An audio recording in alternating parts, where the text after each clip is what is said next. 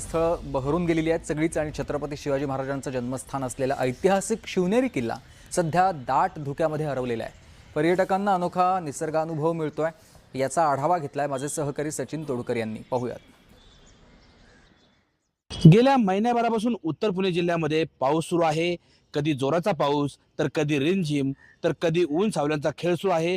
त्यातच सर्व सह्याद्रीच्या पर्वतरांगा ज्या आहेत, ह्या पर्वतरांगा हिरव्याने नटल्या आहेत आणि त्याच हिरव्याने नटलेल्या पर्वतरांगांनी आता धुक्यांची शाल ओढलेली पाहायला मिळत आहे। आता आपण जुन्नर तालुक्यातील छत्रपती शिवाजी महाराज यांच्या जन्मस्थळ असणाऱ्या किल्ले शिवनेरी परिसरामध्ये आहेत। आपण पाहू शकताय या ठिकाणी किल्ले शिवनेरीचा हा जो परिसर आहे, हा संपूर्ण शिवनेरी किल्ला जो आहे हा धुक्याने वेढला गेलाय। धुक्यामध्ये हा जो किल्ला आहे हा लपला गेलाय।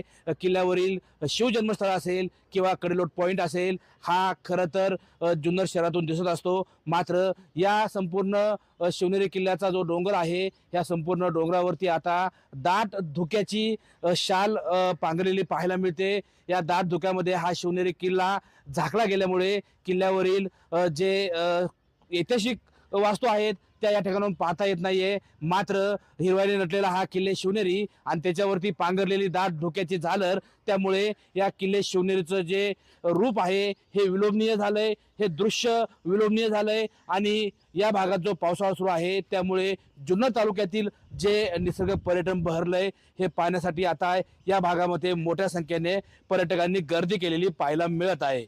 सचिन तोडकर, न्यूज 18 मराठी, किल्ले शिवनेरी, पुणे।